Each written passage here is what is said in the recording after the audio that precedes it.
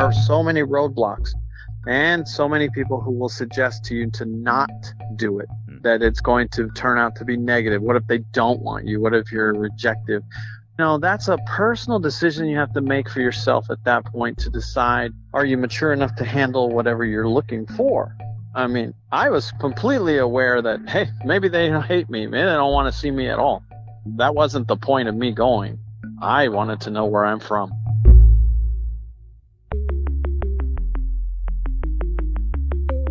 Who am I? Who am I? Who am I?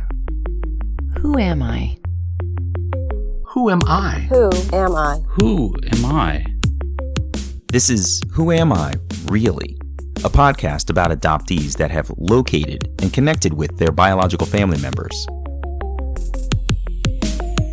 I'm Damon Davis, and today you're going to hear from John. He called me from Southern California. John learned he was adopted as a kid, but he didn't do anything with the information for 4 decades while he lived a dream, playing the game of basketball as a collegiate star, professional player, and international coach. On his search, he found the man who transacted his adoption, heard stories of another man like himself who had trekked deep into Mexico to find his roots, and finally reached the inner calm that comes with knowing where he is actually from and who his people are. This is John's journey. John grew up in Tucson, Arizona, as the second child adopted into their family. Their mother couldn't have children of her own. John and his sister were adopted from Chihuahua, Mexico, an 8.5-hour drive from Tucson today. But back in 1965, the car ride and the roads weren't nearly as comfortable as they are here today. So it was a long trek on unpaved roads for their parents to adopt John. So I was born in Nuevo Casas Grandes, which is a very small town in Chihuahua, Mexico, and that's all I kind of knew. You know, I had the birth certificate that said that, and for again, as you stated, a number of years before I finally realized or was told that I was adopted. I think I was around 10 years old when my mom decided to sit me down and tell me that, and you know, you have no idea what that means because no one in my neighborhood was adopted.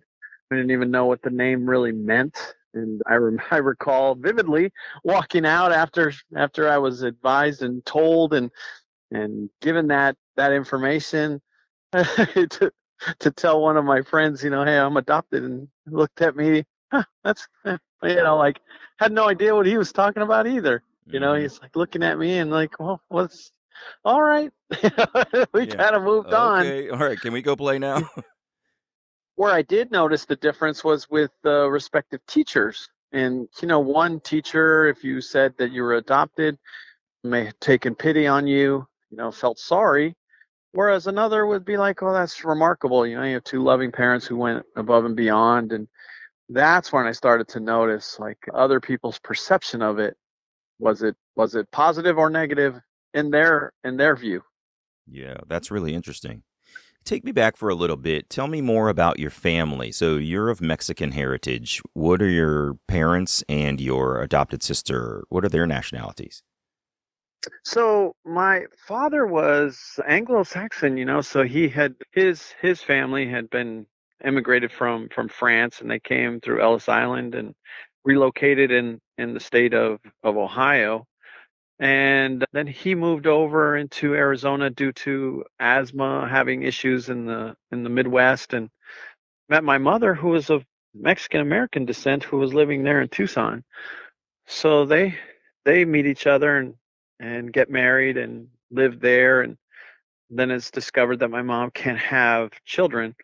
So I believe the story is that they knew someone who was going to have a baby, a young lady, and she was there in Tucson, but she had come from that part of Mexico. And so they knew her, and they were able to build a relationship with her and take in my sister upon birth. And so as it came to me, it was my mother's employer. She had conversations with this gentleman named Hal Jones, who had a photography company, and had come to the knowledge that he himself was Mormon and had lived in one of the colonies there in Nuevo Casas Grandes. Now, I had no idea there were colonies that were existed, or I didn't know any of that stuff. And so, upon my quest of going back and searching, that was a name that I recalled, Hal Jones. So she went and communicated with Hal, and Hal said, "I'll reach back into Nueva Casas Grandes where and there are going to be, maybe there's going to be a child that would be given up." And sure enough, the Mormons helped in that regard. So quite the storyline. This was all brand new to me, upon my discovery. Yeah, I can imagine. Before we get to sort of your search and discovery, tell me a little bit about how you and your family got along. So your mother is of Mexican descent as well. So it sounds like you looked alike. So you probably didn't have the immediate trigger of, why don't I look like my parents? How did you guys look, and how did you guys get along personality-wise? Well, there's the fair complexion, of my father, and even my mother was fair complected. But due to the sun and being outside all the time, they became darker, and my skin color is dark, and so yeah, you're right. There wasn't that distinct difference between race and nationality. Simply, there was only because of my last name. That's a French surname, and in a Mexican type of neighborhood, it's just, everyone kind of had a little, didn't understand that name, but that's from my father's side. But no, we didn't look different. We didn't, my mother spoke Spanish at home to try to help us understand and be appreciative of the language. But by no means did she force us to speak it. They both just wanted us truly to have the best education possible so we could change our future. I think every parent wishes that their children surpass what they had. And my mom and dad both had sixth grade education and an eighth grade education. And so the emphasis that they placed on both of us were to go to a private Catholic school in elementary, and then the same in high school, so that we would have a little bit of an edge, maybe perhaps in the education, or at least an emphasis that education mattered, so we could change the trajectory of our life. John and his family got along well together. He and his sister were brought into their family at very young ages, and because they resembled their mother, who was of Mexican heritage and resembled the kids, John did not suspect his adoption before he was told at the age of 10 years old. John said he doesn't think he would have noticed he and his sister were adopted, and the fact that their family was formed through adoption could have gone unnoticed for years. I was curious to know why John's mom decided to tell him he was adopted. Every parent wants the best for their children, and I think she wanted me to know morally, spiritually, any way that you can identify it, that there was nothing that was ever hidden.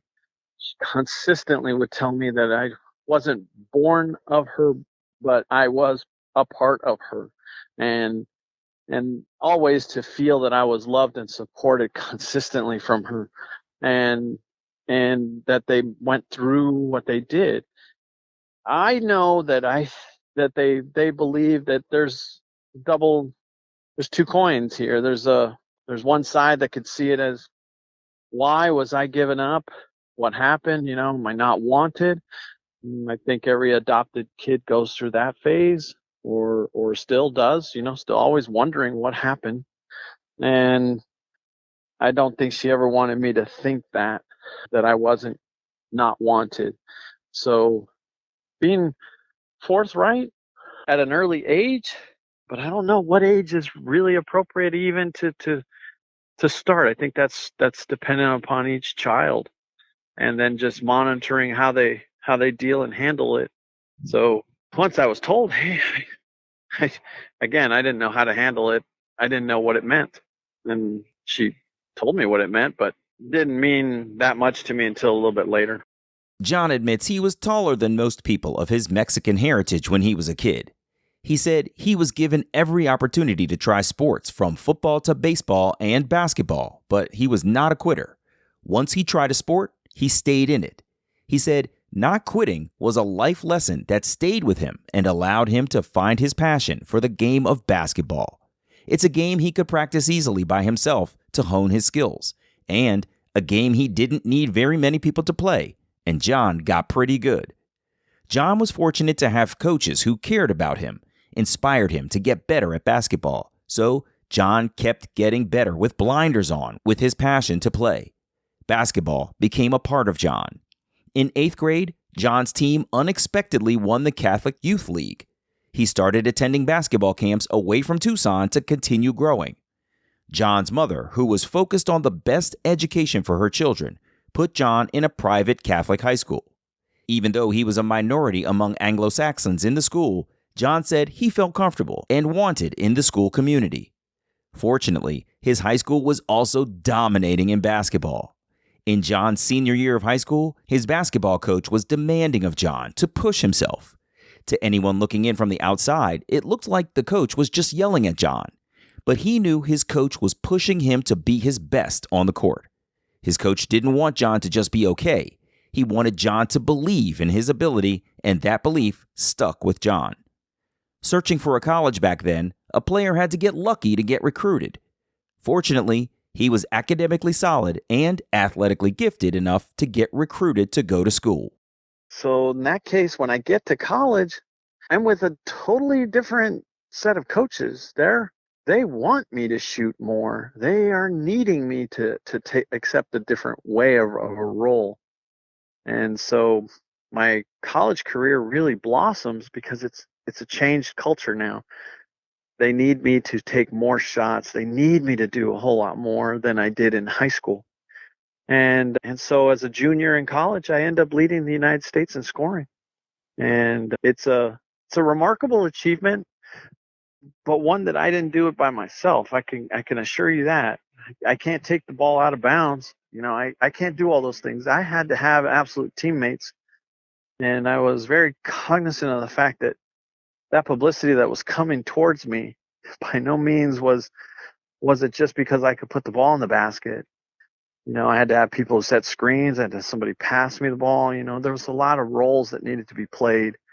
Let me just pause on that for a quick second. That's a really great introspective acknowledgement, right? I am one of 5 people on the basketball court, and that's how we are in life. You are one of multiple people on any given team, and when you shine, it's because either others have propped you up to be in a position to shine, or you have sort of excelled to the point where you're capable of shining and others are supportive of that in other ways. Like, it just doesn't happen alone. The coaching staff set you up to be a scorer because they told you, I want you to shoot more. There's a lot that goes into an individual's success.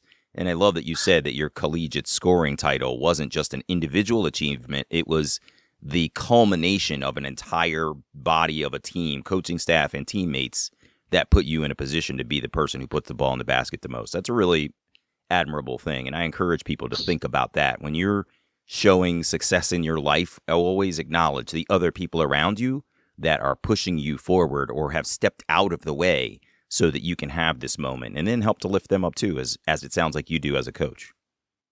Yeah, that's exactly what happened. I never lost sight of the fact that happened. It propelled me because, again, there is nothing else but Street and Smith magazine and other publications. There's no social media. There was the beginning stages of ESPN. And so I'm fortunate that I get that publicity through ESPN and others that there's this guy that's leading the country in scoring. And it shines a light. It gives me some credibility, and it opens a new door. I get to play professional basketball as a result of that. I get invited to different things that normally were reserved for those that went to UCLA or something. And so I seized the opportunity. Again, here's this kid from the south side of Tucson, and who's adopted nonetheless, who is achieving some things. Now, in hindsight, maybe there's that adopted mind that says, that they're achieving because they were adopted. I don't know the theory behind all that, but I always had something to prove, and I take chances and I want to excel at things. And so I took the chance and got an opportunity to play professional basketball. And then my life just, took off from there. At that point, all throughout my whole existence, my mother had always had my birth mother's name, and I think even phone number or location. And on the day that I was leaving to go play professional basketball, she decides to come into my room and tell me, here is this name. And she's crying and she wants to give me this piece of paper in case I want to go and find her. And it's a conscious decision that I make at that point. There is no way I'm going to break this lady's heart. Second of all, I have no idea who this other person is. I've never known them. I got no inclination whatsoever to go find them. And so I don't. But there's curiosity. For sure, it's peaked. It had peaked from time to time to wonder, like, who gave me up? Why did they give me up? Wonder if they know whatever happened to me. But that's just being naive and having an ego at an early age to wonder like those things, because, to be honest, it could have been someone's shame, someone's secret, or the monumental act of giving up someone to have a better life. My goodness, as we're both, as a parent, I couldn't imagine that, doing that for the betterment of the child. Mm. So, but is it naivete though? If you're thinking about yourself and your existence in this life, like it wasn't an accident. Like you didn't just fall out of the sky and you're here on the planet. You were conceived. Someone carried you, and then the decision was made to place you. And I think it's hard not to think that someone must have wondered, where did that baby go and how are they doing? I think that's a very, very natural curiosity. I don't feel like it's naivete, really. Well, I guess I'm probably not using the right words. It's probably you're 100% correct in that. I am sure they did, but maybe naive in my behalf to say, like, I wonder why someone hasn't outreached and found me. Mm-hmm. Why hasn't anybody come see me? Here I am getting letters from other people in the United States because I led the country in scoring. Well, why isn't somebody telling me, I'm your brother or I'm your dad? But that's such different worlds at that time. And heck, even today, that would be very difficult for someone at that small town how would they be able to do that? John was the leading scorer in the NCAA during the 1985-86 basketball season, averaging 31 points a game. He was destined for professional basketball, and he had been given information about his birth mother. One year during John's professional career, after an intense travel schedule, his team arrived in the middle of the night in a place called Chihuahua, Mexico. John was inspired to get up early the next morning and search for his birth parents. When he arrived at his hotel room, he asked himself, what am I going to do? I don't even know the name. Where am I going to go? Yeah. That's some being naive as well, by thinking there's only one place called Chihuahua, and it's an enormous state. And I was so naive at that time to think like, yeah, hey, I'm going to go look for somebody. Look where? And at that point where I was confounded at the door going, my goodness, man, I have no idea even where to begin. And so I had hopes that evening that someone would be in the audience and see me. And again, just what am I thinking? I have no idea, but that's a hope that I had that someone was going to say, hey, I'm so and so. It didn't happen, and I never returned back to that city again.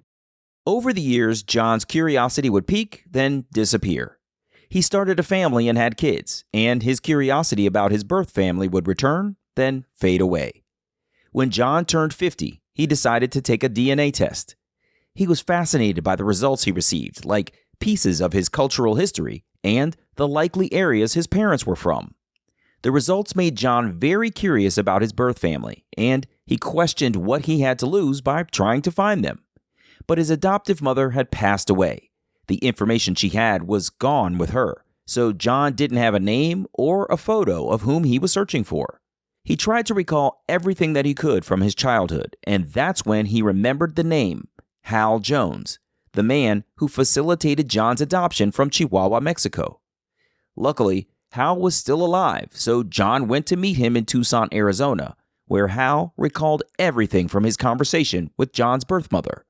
Hal pulled out photos of himself with John's birth family and gave John the whole story. And ultimately tells me you have to go to really understand. You have to go, and because he doesn't have the information that I'm looking for. He's just like, you just have to go and see for yourself. So I do. At the time, I'm scouting for a professional basketball team, and I'm in Tucson, Arizona, watching some highly ranked recruit, and I tell my wife, I'm going to go to Nuevo Casas Grandes. I'm going to drive over there from here. I'm going to follow the same route my parents did. And she's like, but you don't know anybody. I never know anybody. I will make friends. Trust me, I will make a lot of friends. So I reach out on Facebook to a bunch of people there, and this one gentleman responds back to me. He's an attorney, but he's also a basketball coach, and he wants to meet me. And boy, he ends up being almost like the mayor of the town. He knows everybody, everyone. And he's fascinated by this. And I tell him I only got a couple days, and we go to the hospital where it's quite possible I was born because it's the only one there. Witch doctors, and we're just going laying the land. We're talking to people who delivered babies to get the story, the background of what it possibly could have been. Talking to the elders in town so they can jog their memory that possibly, maybe, 50 years ago, there's this kid that's given up for adoption. Well, we end up discovering that there's a bunch of kids that were given up for adoption. It was a frequent thing, which now is kind of giving some fear to some people in town because the records aren't that wonderful, and rightfully so. It's 1965. It would today maybe be considered a little bit like child trafficking because there's no information really that's attached. Mm-hmm. But I don't hold that. I just simply want to find out where I came from. Is it possible? I mean, I know it's going to be a long shot, but I leave that first time understanding that, hey, I got an idea of the land where I came from. The people in town all loved the fact that I'm looking and they're willing to help. And there's a possibility that there were a couple doctors. They have since passed on, but maybe I can speak to their children and get their information. It was just a consistent roadblocks, but my expectation was I only want to find out, man, at the very worst, this is where I'm from. John's quest continued. He took more DNA tests and sought the help of search angels. John returned to Chihuahua to continue his search, doing a local radio interview to announce his search for his birth mother to the community. He hoped that the young woman or her family who knew they had given up a child 50 years prior were listening. A senator from Chihuahua decided he wanted to meet with John to hear all about his story. The senator spent 5 hours talking with John and taking him door to door in town, introducing him to families, asking everyone if they might recognize him. John said he felt like he was in a zoo being stared at by strangers. The people were kind of taken aback by this knock at the door with a stranger's inquiry, and they were suspicious of what John really wanted. And I keep telling him, I'm like, what lady do you think is going to say this? If she has a whole new life, where's this going to come from? Mm-hmm. It's not going to happen, man. I was like, this is someone's secret, perhaps. And then I started thinking maybe it's a conspiracy because maybe I think people are afraid because I'm a basketball coach from America who just happened to come back 50 years later. It's a little hard for people to swallow. Mm-hmm. So with the senator, we meet one of the doctor's sons, and he confirms, he's a doctor himself, that it's very possible that his own father delivered me because there's only 2 or 3 in the town. It's very possible, highly possible actually in his own words, but he doesn't have proof of it, but he describes everything. And so he proceeds to tell me, Damon, that there's this story he's going to tell me of a guy who 30 years prior comes from United States, doesn't speak any Spanish, and has a small picture of his mother and wants to find her. He was given up for adoption. And he goes door to door and spends 3-4 weeks doing this. And I was like, oh my goodness, man. Did he find her? And he's like, yes, he did. You gotta be kidding me, man. Now here I am with all this DNA, and this one guy 30 years prior is going door to door. Mm-hmm. I'm not gonna do that, and so I leave a little distraught. When he returned home, John's search angel told him it was worth taking another DNA test. It had been years since the first round of tests, and as more people populate DNA databases with their samples, there are many more chances for familial connections. When John's latest round of results were returned, he had 2 new matches with women identified as his nieces, children of his birth parents' siblings. It was spectacular news. John sent the women messages, and they both called him back. Each woman agreed John needed to speak with their father. A few weeks later, the women's father called John to talk, and he claimed he was John's brother. He's extremely certain of this. And I'm like, okay, I did speak to your daughters. They both said for me to talk to you. On the DNA, they said they're my nieces, so it's quite possible that you're my brother, but tell me why you think this. He said, well, 30 years ago, I crossed the border. I didn't speak any Spanish. I went door to door, and all I had was a picture. And I was like, you're the guy? Oh my gosh. You're the guy that this doctor was talking about? And he said the doctor's name, and I was like, okay, it's getting good. Wow. It's like, so I says, what happened? He goes, well, I found our mother. And after I found our mother, I asked, do I have any brothers and sisters? And she said, well, yes, you have a sister that was given up for adoption, but she's over here in the next county kind of thing. She's not so far away. And you have a brother and sister here locally with me. And you have one brother that was born May 6, 1965. And I believe he was in Las Vegas, Phoenix, or Tucson. And he said all that. And I'm flabbergasted now. I have no words really. Oh my God. I'm like, holy cow. So I said, I am going to reproduce this, give this a DNA exam and so on, and to make sure. And sure enough, I mean, he is my half brother. And so I end up going back to Mexico to meet them all. And it's like an Oprah Winfrey show, man. I mean, everybody's out. I'm going to meet them, and they're afraid to meet me because they think I'm going to reject them. And I'm like, well, gee, I'm here for this. I'm the one searching for you guys. And after all the conversations, the nieces, the nephews, all these people were speaking. They would all say that, my mother used to always say, don't forget, you have an uncle. We just don't know where he's at. And I was like, God, this is amazing. They had the guilt of almost like survivor guilt that I was given up for adoption, that I was given away. And I'm the beneficiary of being given away. I had a great life, given an opportunity that was different. I don't know if it would have been the same had I remained. And so my mother and father, once I went looking for them, they were passed on already.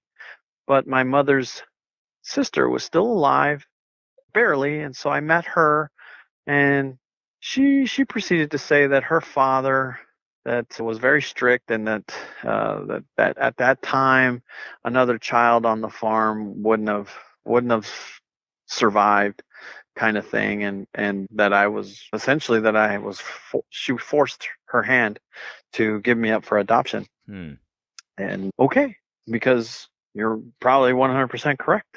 I would have passed on. Who knows what would have happened. Yeah. I met my father's side, and my father's side was a nephew that was there. And I mean, he produces a picture, and I look just like the grandfather. I was like, this is stunning. And so I carefully asked these questions, because according to DNA, my birth father side should have come from Madrid, Spain.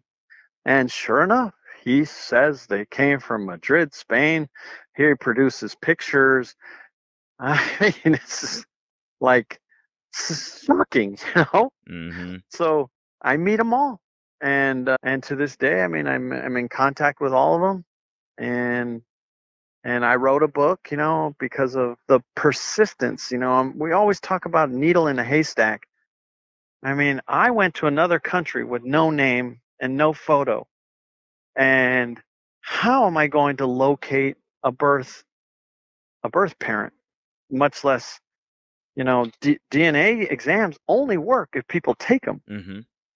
So when I met my nieces, I asked them, I was like, how did this DNA exam come about? They said it was a prank, that their mother-in-law didn't think that they looked like their father because they were so light complected and their father was darker skinned, that as a joke for Christmas they gave them DNA exams, and they're the only two that took the test. Oh my gosh. Are you I serious? That's said, crazy. if you didn't take the test, I'd still be looking. I wouldn't know how to even find them. Mm-hmm. And It's crazy, those moments that you recognize were the turning point in your search, that are absolutely fascinating. I think many of us have had them, that if not for this, then I would not have gotten that. And it opens up the yes, entire, literally the entire like case, the entire investigation, the entire search is broken by this one sort of left turn that one person took. And now all of the dominoes fall into place in terms of making connective like realizations. It's really, really remarkable. That's unbelievable. yeah, but you know, you and your guests would always probably concur. There are so many roadblocks and so many people who will suggest to you to not do it, Mm. that it's going to turn out to be negative. What if they don't want you? What if you're rejected?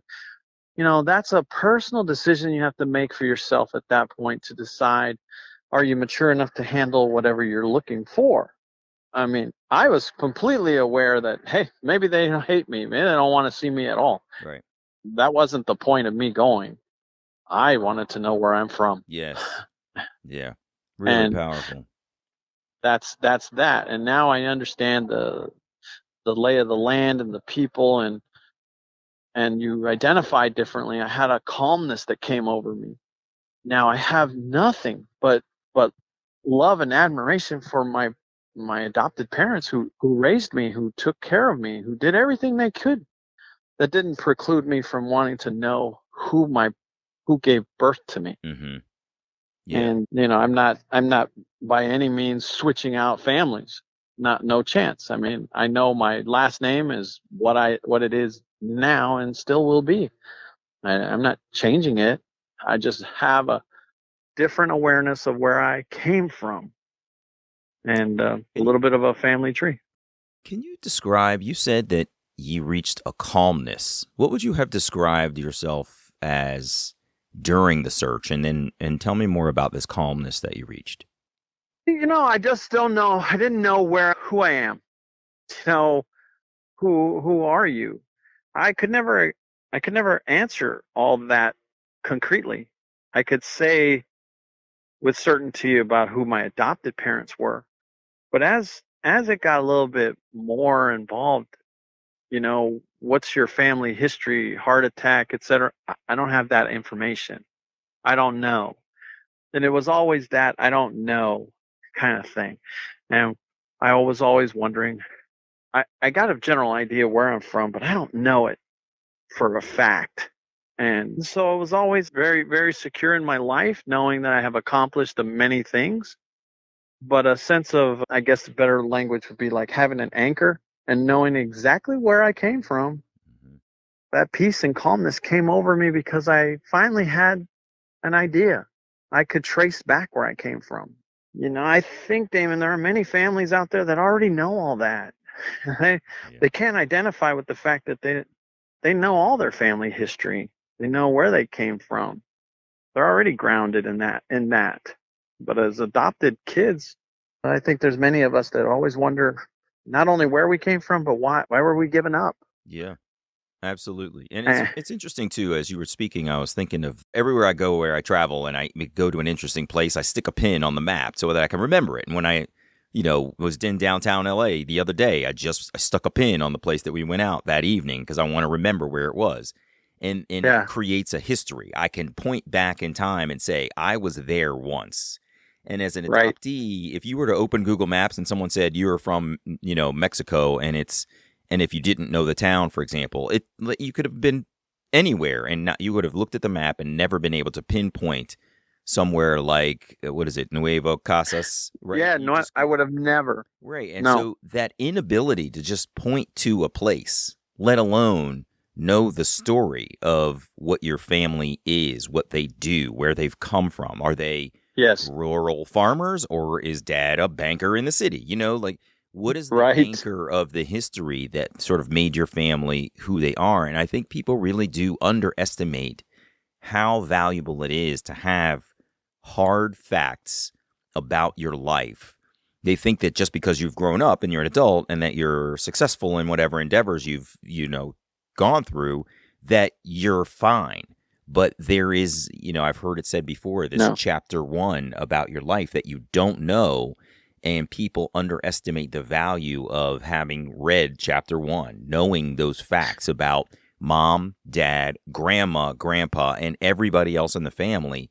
That kind of helps you to point at yourself and say, I am of those people who are from this town, who do these kinds of jobs, who have this kind of personality. It's very unsettling to not know sort of what your origin story is. And John, I mean, it's incredible that you went back to this small town and found these folks. It's just unbelievable. Wow.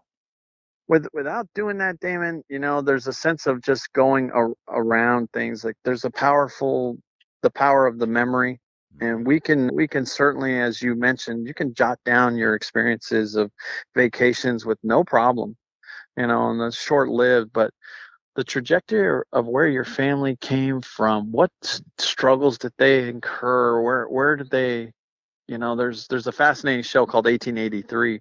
I mean, there's the struggle of somebody going, doing the Oregon Trail. It set the tone for the future families, but you had to find out where they came from first to have a better appreciation of where you are now. Mm-hmm. And I I believe, like not only for my own children to understand, like, look, my wife's side, they know exactly where everybody's from. But on mine, I didn't have that information, and now I do. And I can tell them with certainty and have this pathway of who they were as people. Now, I think it's independently associated to each individual as an adoptee to take what they believe is true to them. Why were they given up for adoption? I know why I was. I have harbor no ill will. I was the beneficiary of that transaction. Mm-hmm. What I chose to make out of my life, it's a direct result of who they were too. If it wasn't for their chance meeting, would I be here? No. So I don't see why people harbor those types of feelings like that.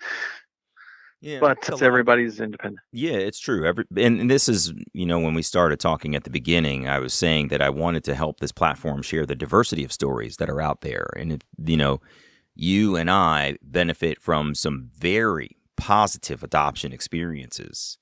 Yes, And there's an array of experiences that vary greatly from what you and I have been through. And they're very true. not always positive, right? I sort of loosely say there are positive adoptions and negative adoptions, and positive reunions and negative reunions. And so Yes, at each one of and that's a super oversimplification of the description of an adoption experience. But I use that for mostly the lay public so that they can get a quick feel for what the adoption experience could be. And there's nuance in there. There's negative experiences with adoptive siblings, but positive experiences with reunified siblings. All kind, there's yes, nuance in it.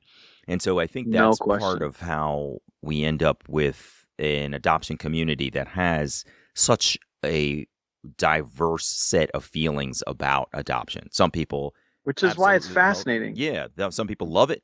And some people absolutely despise it and wish the whole institution would go away. And it's because of their personal experiences and their beliefs too that sort of lead Yes. them to think, this was not for me. But, you have acknowledged that you were incredibly lucky as a beneficiary of this. You were told, it sounded like, that you perhaps would have failed to thrive on this farm in this small town in Mexico. And you've been transplanted to a family in the Midwest who has placed you in great schools, given you a basketball and every attempt at every sport. Yeah. And you have, excelled to the highest heights of, being a leading scorer in the NCAA. Like, that's not happening from a small town in the middle of rural Mexico. So there's a lot to be said for, the positivity of the opportunity that you were given. And I love that you acknowledge that. Yeah, I'm grateful because I think this is a remarkable, unique community. It is so unique in the fact that it has such diverse opinions about it. But nevertheless, we're all in that same category. Mm-hmm. We were all given up for adoption. Yeah. I just know that I was given a better opportunity. Yeah. And to others that don't understand it, I always say, imagine you have your own child. Could you give it up for adoption? And the magnitude of that decision, it is, you always want the best for your child. It wasn't that, at least that's how I choose to view it. That decision is, if I had to do that, wow, I would never stop thinking about it. Yeah. I would be very curious. I would have loved to have talked to my parents about it. Because that I can't imagine how a day would go by that I wouldn't think about that decision. Both of John's birth parents had passed away before he found his biological family. Through his siblings, John learned that down in rural Mexico, the living was tough. The family had to pump for water, work hard for food, and clean and manage the property. John's father was a rodeo rider in Mexico, but he died at an early age when a horse landed on him, tragically crushing him. John learned that his family may be of Apache Indian descent and may possibly be part of the Geronimo family. He said it's not far-fetched because when you go to that area of Nuevo Casas Grandes, Mexico, there are artifacts and stories about the Apache all over the place. Of all places, Spaniards were migrating to that part of Mexico around the same time his parents met. I was curious about how John shared his adoption reunion journey with his adoptive family. He said his adoptive sister was not supportive of his search, fearing John might find a whole new family who had not raised him and had not lived with him his whole life as she had. John said he can see her point of view, but he respectfully told her he was doing this for himself, and it was not for her to decide. John's adoptive cousin, his dad's nephew, was supportive. He knew John was adopted, and anyone looking could see that John was the darkest person in the family photos. John's cousin wanted to learn more as John gathered information. My wife was just like, it's a long shot, that was her thing, it was like and my sons, well, I don't know how they could factor in how to think about it, to be honest. It's even for them, it's like they know I'm adopted, but now it's a whole different thing when your dad's going to go look. Yeah, right. It's funny, John.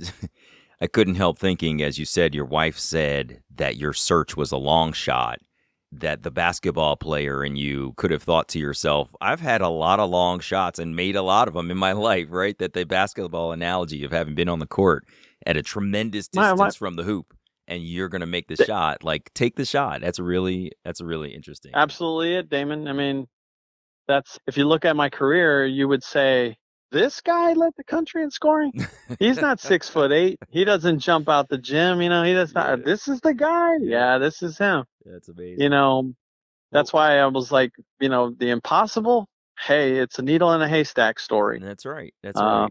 And I hear too, a lot of heart in what you've achieved, both on the court and in your journey. Like that, it's transferable skills. The notion that you could, come from your community in a small high school that was not likely to win this championship, and it just puts you on this trajectory of success.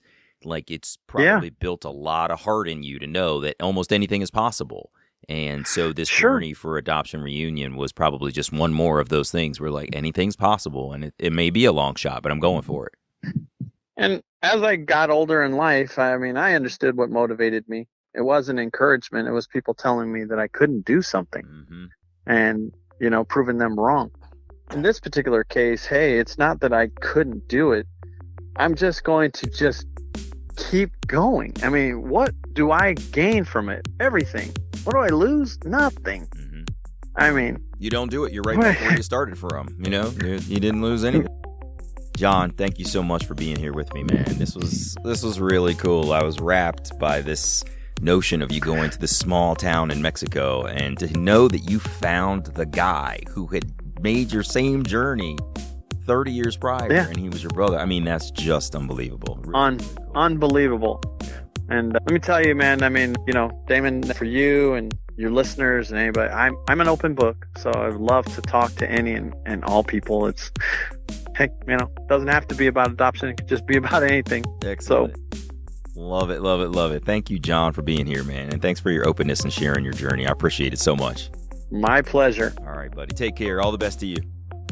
Thanks, man. All right. Bye-bye. Bye, bud. Hey, it's me.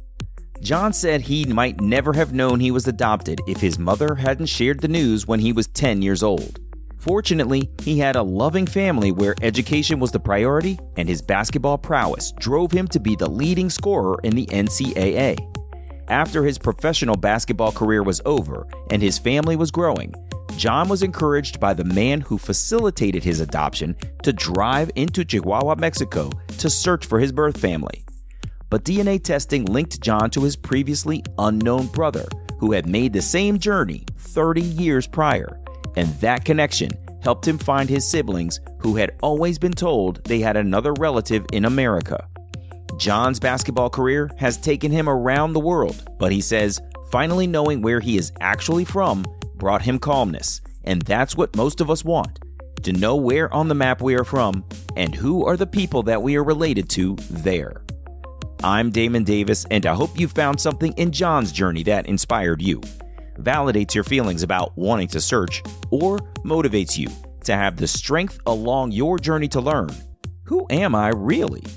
And if you haven't done so already, please take a moment to check out my adoption and reunion journey in my memoir, also called Who Am I Really? Available on Amazon, Kindle, and Audible. I hope you'll add my story to your reading list.